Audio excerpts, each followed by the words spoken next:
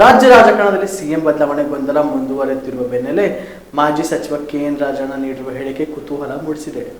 ಮೈಸೂರಿನಲ್ಲಿ ಮುಖ್ಯಮಂತ್ರಿ ಸಿದ್ದರಾಮಯ್ಯ ಅವರನ್ನು ಭೇಟಿಯಾದ ಬಳಿಕ ಮಾತನಾಡಿದ ಅವರು, ನಮ್ಮ ಪಕ್ಷದಲ್ಲಿ ಸಿಎಂ ಆಗುವ ಅರ್ಹತೆಯುಳ್ಳ 1 ಡಜನ್ ನಾಯಕರಿದ್ದಾರೆ ಎಂದು ಹೇಳಿದ್ದಾರೆ. ಸಿಎಂ ಬದಲಾಗುತ್ತಾರೆ ಎಂದು ನಾನು ಹೇಳಲ್ಲ, ಇರುತ್ತಾರೆ ಅಂತಾನೂ ಹೇಳಲ್ಲ. ಆದರೆ ಹೈಕಮಾಂಡ್ ಅತಿ ಬೇಗ ಈ ಬಗ್ಗೆ ಜಾಗರೂಕ ನಿರ್ಧಾರ ಕೈಗೊಳ್ಳಲಿ. ಈ ಗೊಂದಲ ಮುಂದುವರೆದಷ್ಟು ಪಕ್ಷ ಮತ್ತು ಸರ್ಕಾರದ ಮೇಲೆ ಪರಿಣಾಮ ಬೀರುತ್ತದೆ. ಸಿದ್ದರಾಮಯ್ಯ ಅವರಿಗೆ ಪರಿಪೂರ್ಣ ಅಧಿಕಾರ ಮುಂದುವರಿಸಿ ಅಂತದರೂ ಹೇಳಲಿ ಅಥವಾ ಬದಲಾವಣೆ ಮಾಡುವುದಿದ್ದರೆ ಅದನ್ನಾದರೂ ವರಿಷ್ಠರು ಸ್ಪಷ್ಟಪಡಿಸಲಿ ಎಂದು ರಾಜಣ್ಣ ಆಗ್ರಹಿಸಿದ್ದರು.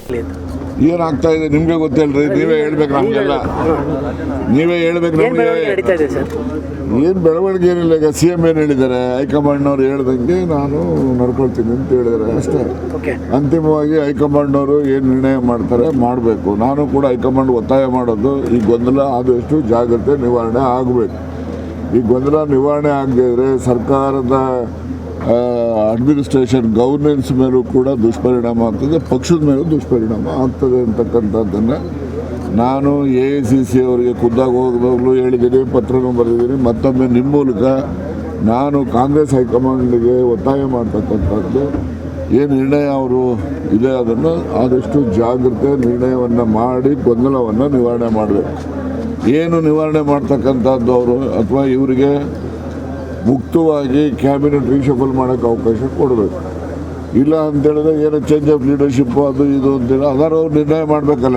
ಕೂಡಲೇ ನಿರ್ಣಯ ಮಾಡಿದ್ರೆ ಮಾತ್ರ ತಾನೇ ಪಕ್ಷಕ್ಕೆ ಮತ್ತು ಸರ್ಕಾರ ಗವರ್ನೆನ್ಸ್ಗೆ ಅನುಕೂಲ ಆಗ್ತದೆ ಅಂತಕ್ಕಂಥದ್ದು ನನ್ನ ಸ್ಪಷ್ಟ ಅಭಿಪ್ರಾಯ. ಸರ್ DK ಶಿವಕುಮಾರ್ ಅವರಿಗೆ ಶುಭ ಸುದ್ದಿ ಸಿಗುತ್ತೆ ಅನ್ನುವಂಥದ್ದು ಅವರ ಬೆಂಬಲಿಗರ ಸಾಕಷ್ಟು ಇದ್ದಾರೆ ಸರ್. ನೋಡಿ, ಮನುಷ್ಯ ಯಾವಾಗಲೂ ಕೂಡ ಆಶಾಭಾವನೆ ಇಟ್ಕೋಬೇಕು. ಆಶಾವಾದಿಗಳಾಗಿದ್ರೇ ಜೀವನ. ಸೊ ಹಾಗಾಗಿ ಅವರು ಆಶಾಭಾವನೆ ಇಟ್ಕೊಳ್ಳೋದ್ರಲ್ಲಿ ತಪ್ಪೇನಿದೆ. ಏನು ಶಿವಕುಮಾರ್ ಅವರಿದ್ದಾರೆ, ಖರ್ಗೆ ಅವರಿದ್ದಾರೆ, ಪರಮೇಶ್ ಇದ್ದಾರೆ, ಭಾಳ ಜನ MB ಪಾಟೀಲ್ ಇದ್ದಾರೆ, HK ಪಾಟೀಲ್ ಇದ್ದಾರೆ. ಎಲ್ಲರೂ ಆಸ್ಪಿರೆಂಟ್ಸ್. ನಮ್ಮಲ್ಲಿ ಮುಖ್ಯಮಂತ್ರಿ ಆಗ್ತಕ್ಕಂಥವ್ರು 1 ಡಜನ್ ಇದ್ದಾರೆ, ಗೊತ್ತಾಯ್ತಾ. ಇಲ್ಲಿ ಅವರು ಅಧ್ಯಕ್ಷ ಇರೋದ್ರಿಂದ ಅವರು ಹೆಚ್ಚು ಆಸೆ ಪಡ್ತಾರೆ, ಪಡೋದ್ರಲ್ಲಿ ತಪ್ಪೇನಿಲ್ಲ. ಸಿದ್ದರಾಮಯ್ಯನವರ ಬದಲಾವಣೆ ಮಾಡೋದನ್ನು ತಡ್ಕೊಳ್ಳೋ ಶಕ್ತಿ ಕಾಂಗ್ರೆಸ್ಗೆ ಇದೆಯಾ? ಅದು ಹೈಕಮಾಂಡ್ ಅವ್ರು ನಿರ್ಣಯ ಮಾಡ್ತಾರೆ. ಅಲ್ಲ ಅದನ್ನೇ ಆ ಥರದ ಅಲ್ಲಪ್ಪ. ಈಗ ನೋಡಿ, ಇದು ನಮ್ಮದು ರಾಷ್ಟ್ರೀಯ ಪಕ್ಷ. ರಾಷ್ಟ್ರೀಯ ಪಕ್ಷ ಯಾವುದೇ ಆದರೂ ಕೂಡ ಅದರಲ್ಲಿ ಅಂತಿಮ ನಿರ್ಣಯ ಹೈಕಮಾಂಡ್ನವ್ರದ್ದು. ಹೈಕಮಾಂಡ್ನಲ್ಲಿ ಏನು ನಿರ್ಣಯ ಮಾಡ್ತಾರೆ ಮಾಡುವಾಗ ಎಲ್ಲನೂ ಕೂಡ ನೋಡ್ಕೋಬೇಕು. ಅದನ್ನೆಲ್ಲ ಪರಿಶೀಲನೆ ಮಾಡಿ ಅಂತಿಮ ನಿರ್ಣಯ ಮಾಡಬೇಕು. ಅವರು ಆಗುತ್ತೆ ಅಂತಲೂ ಹೇಳೋದಿಲ್ಲ, ಆಗೋದಿಲ್ಲ ಅಂತಲ್ಲ. ಅಂತಿಮ ನಿರ್ಣಯ ಹೈಕಮಾಂಡ್ನವ್ರು ಮಾಡಬೇಕು, ಆದಷ್ಟು ಜಾಗ್ರತೆ ಮಾಡಬೇಕು. ಭೇಟಿ ಮಾಡಿ ಮೈಸೂರಲ್ಲಿ ಇವತ್ತು ಮದುವೆಗಳಿದ್ದವು, 1-2 ಮದುವೆ. ಈಗ ಒಂದು ಮುಗಿಸ್ತಾ ಇನ್ನೊಂದು ನಾನು ಹಾಸನ್ ಇನ್ಚಾರ್ಜ್ ಮಿನಿಸ್ಟರ್ ಇದ್ದಾಗ ನಮ್ಮಲ್ಲಿ CEO ಆಗಿದ್ದರು. ಅವ್ರು ಡಾಟರ್ ಮದುವೆ ಇದೆ ಸೈಲೆಂಟ್ ಶೋರಲ್ಲಿ. ಅದಕ್ಕೋಸ್ಕರ ಅಟೆಂಡ್ ಮಾಡಿಕೊಂಡು ವಾಪಸ್ ಹೋಗ್ತಾರೆ. ನನಗೆ ಸಚಿವ ಸ್ಥಾನದ BPL ರೇಷನ್ ಕಾರ್ಡ್ ಹಾಗೂ ಆಯುಷ್ಮಾನ್ ಕಾರ್ಡ್ ಫಲಾನುಭವಿಗಳಿಗೆ ಸುಜಿನಿ ಆಸ್ಪತ್ರೆಯಲ್ಲಿ ಉಚಿತ ಚಿಕಿತ್ಸೆ. ಕಲಬುರಗಿಯಲ್ಲಿ ಸ್ತ್ರೀ ರೋಗ ಹಾಗೂ ಮಕ್ಕಳ ಚಿಕಿತ್ಸೆಗಾಗಿಯೇ ಪ್ರತ್ಯೇಕ ಆಸ್ಪತ್ರೆ ಪ್ರಾರಂಭ. ಸುಜಿನಿ ಕಲ್ಯಾಣ ಕರ್ನಾಟಕ ಭಾಗದ ಅತ್ಯಾಧುನಿಕ ತಾಯಿ ಮತ್ತು ಶಿಶುವಿನ ಆರೈಕೆಯ ಆಸ್ಪತ್ರೆ. ಸ್ತ್ರೀ ರೋಗ ತಜ್ಞ ಖ್ಯಾತ ವೈದ್ಯರು ಹಾಗೂ ಮಕ್ಕಳ ತಜ್ಞ ಖ್ಯಾತ ವೈದ್ಯರ ತಂಡದಿಂದ ಕಡಿಮೆ ದರದಲ್ಲಿ ಚಿಕಿತ್ಸೆ.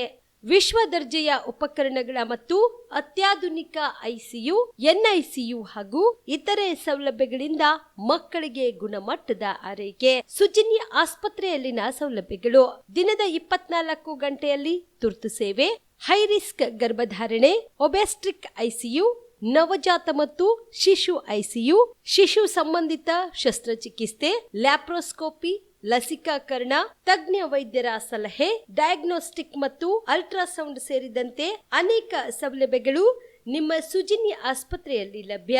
ಹೆಚ್ಚಿನ ಮಾಹಿತಿಗಾಗಿ ಸಂಪರ್ಕಿಸಿ ಸುಜಿನಿ ಆಸ್ಪತ್ರೆ, ಬಿಗ್ ಬಜಾರ್ ಎದುರುಗಡೆಗೆ, ಕಲಬುರಗಿ. ದೂರವಾಣಿ ಸಂಖ್ಯೆ 08472272727 ಅಥವಾ ಮೊಬೈಲ್ ನಂಬರ್ 9900427814.